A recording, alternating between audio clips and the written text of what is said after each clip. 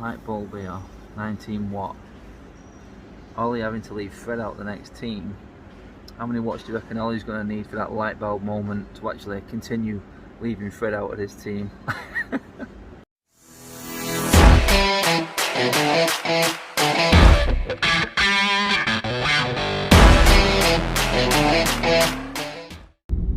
What's going on, everyone? Welcome to Matic TV. Bit of a midweek vlog. A week off, well, 2 weeks off now from the carnage and emotional wreck, roller coaster, whatever you want to call it, that is United at the moment and match days. So yeah, it's a bit more chilled. I'm off today simply because I can't work, can I? And I'm looking at someone next to me here who has made it impossible for me to work because he's not feeling too well, and he hasn't been feeling too well for a few days. So we're off to the clinic to get a PCR test. Lateral flows have come back negative, but got to be 100%, got to be bang on, people, as always. So yeah, we're off to the walking centre right now to get him tested.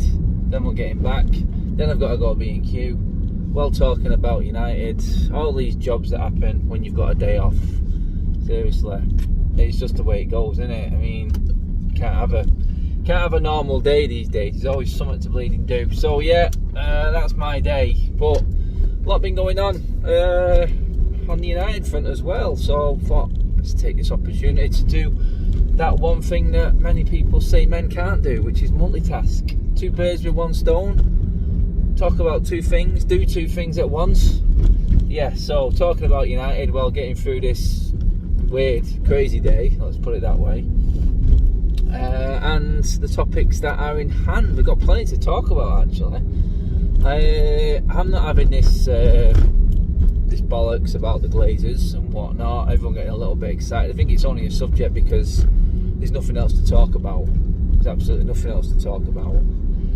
We got that. Obviously, we're going to talk around where we're at right now with this team and what's happened. Some people say it's good news that Fred can't play against Leicester. It's because he's not allowed to come back. Well, he is allowed to come back, but he's just not going to be back in time. Oh my God, look at that queue. Wowza. Thank God I'm not going in that queue. That looks like a vaccination queue to me, that. Oh God, do I have to really be here? Alpha. Just had to, didn't it? Anyway, we'll get into all that and a little bit more once I have navigated this car park, not run anyone over, and got Alfie tested, getting back home safe. I'll join you in a second once we're out of here. Anyway, navigating car parks while talking is probably not the brightest thing, so I'll catch you in a second. Okay, that's that job done. Alfie's tested, dropped back off. I am now just on my way to B&Q to see if we can find these light bulbs. LED plug-in, tiny little things they are. You know when you order a light and you're just like hoping that everything's with it. I know bulbs don't usually come, but it's one of these stupid snazzy modern lights where it just give you more work than you really want to. But yeah, that's what the next job is. Off to B&Q now. Local shops around there are all mega expensive, so yeah, I'm gonna have to just go B&Q for it. But yeah, on to United then. Right, well, what's going on? We're looking at the Glazers in the news again. Some people saying, are they thinking of selling the club? That couldn't be further from the truth, let's be honest. So let's just quash that there. That's not happening, and I don't think ever will. Not unless someone with an obscene amount of money comes in, which won't. So that's all gone by the bye-bye. What the Glazers sort of conversation is at the moment, for me, more importantly, it all stems back to that meeting again. So we're talking about the shares, the Glazers selling some shares, and it's all revolving around that sort of fan share, the fan share scheme that was talked about when United had the sit-down video meeting with Joel Glazer. And let's be honest, the only thing I'm looking at here, I mean, the fan share thing, I don't think it's even been sorted out yet. they're talking about getting that put into motion in the very near future, is the words that I've seen come out of the reporting. But let's be honest, this for me really all comes back to that meeting again, and the fact that, you know, what came out of that meeting, what are the Glazers and what have the Glazers done that they said they was going to do in that meeting. Yeah, I understand they've spent a bit of money painting Old Trafford, apparently for 20 million. I don't know if they fixed the swimming pool yet. You never know. I suppose you'll have to ask someone a bit more involved in the club on that one. But yeah, they've done that. They're talking about reinvesting in Carrington, making it one of the more modern facilities again, putting it back up there to compete with the best in the Premier League, if not all of Europe. We will see on that one. The share scheme, like I said, I don't think that's even sorted yet or done, or how they're working it. What shares they've sold, they've said that there's no money going back into Manchester United, so it's all obviously funding the Glazers' pockets again for something else that they want to do. Surprise, surprise, no, not really. It's just how the Glazers work, businessmen, and inevitably it only works for them, and they will only do things as long as they can take their share out of it. So yeah, let's put all of that to bed. I mean, I looked at it, and I said it before on many other shows, that the most important thing I wanted to know from that meeting was, when was the next one? When was we organising this? When was we going to be? If it was that important to fans, and it isn't to me personally, about the Glazers communicating with the fans, what difference is that going to be? Or what difference is that going to make? It's going to make absolutely zero difference. All we want to see is investment in the right areas, so we don't need to communicate about that. So all this big hoo-ha about the Glazers communicating with the fans, no one really cares, to be honest. All they want to see is results on the pitch. So let's get it right. Let's get it right. It's not important that the Glazers communicate with the fans. It's not. It's important the Glazers put the right people in position at the football club. It's important the Glazers employ the right coaches, employ the right manager, obviously make sure that the club is competing on all fronts all the time. That's all the fans want to know and want to see. So let's not get into, they have to do this, they have to speak, they have to talk to the fans and tell us exactly what the whole plan is. It's a lot of crap. No owner has really ever done that. No owner has a responsibility to do that. They're the ones in charge of all the money, and all United fans need reassuring on is the fact that the money is going back into the club, which we know it's not. So what is the point in the Glazer meeting if it's not going to change? Which it won't change. The Glazers are businessmen. They're going to take money out of the football club, so settle down. You don't need to have a meeting just for him to fill you with a load of crap and talk about what his plans are for the future and whatnot. You know what I mean? Actions speak louder than words, people, and as long as the Glazers put things in the right position, do things the right way, no one would really be bothered about speaking to them. Silent owners really are the best owners. I mean, as long as they invest in the football club, that's all that matters. But money United make doesn't all go into the football club, and that's the difference with the Glazers, and that's why it's never going to be the same, and no meeting or continuation of communication with Joe Glazer is going to change that. It's as simple as that.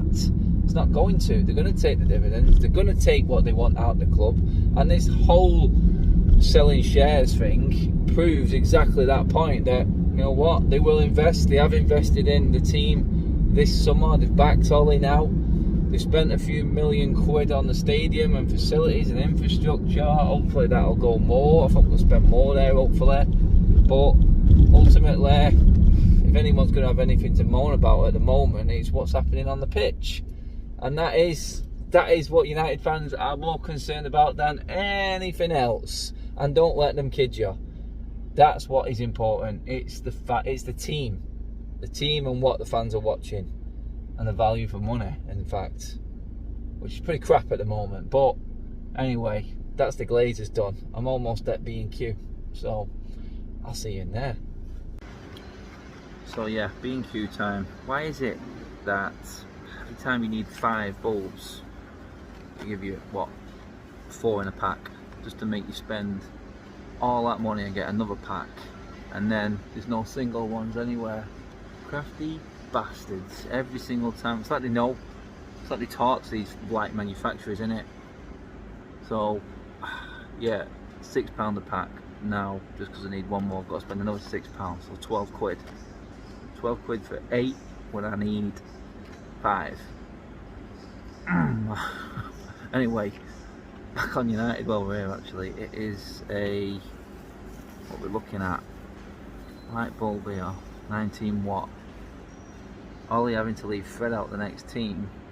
How many watts do you reckon Ollie's going to need for that light bulb moment to actually continue leaving Fred out of his team? We'll see. 12 quid. I'll give you 12 quid just to leave him out a little bit longer. Ah, no Fred against Leicester, no Cavani. I think, what am I going to say there? You know what? I still don't think he's going to play Donny either, is he? What? Oh my God, yeah. It's one of them things, isn't it? I mean, we all wanting to learn. We've seen all the coaches this week getting contract extensions. A lot of United fans have been worrying about it. A lot of United fans have said, what are you stressing about? What's with all the negativity? I'm thinking, isn't it not obvious?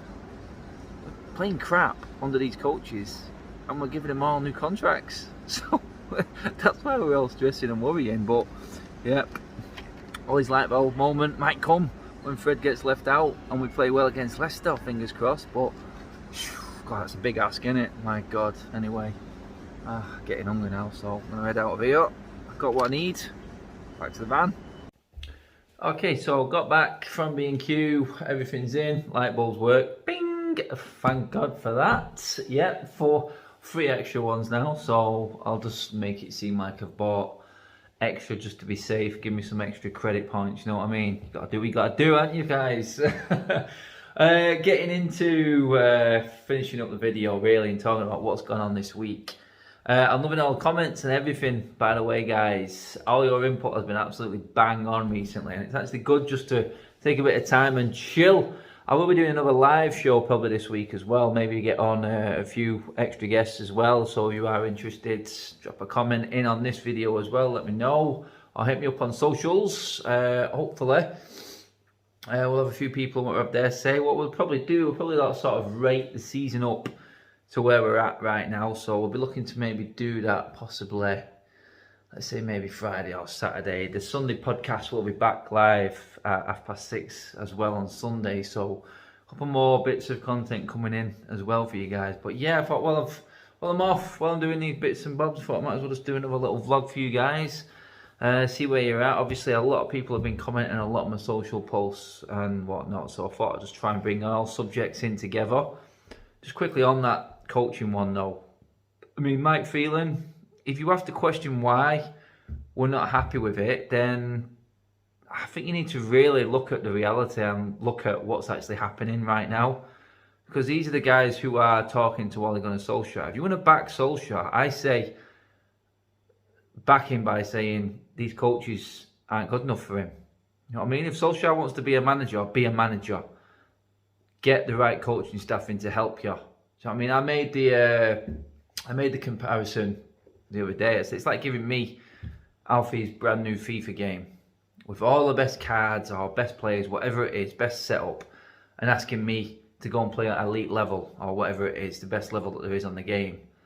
I wouldn't be able to do it. I'd need help, and obviously I'd bring Alfie in to help me.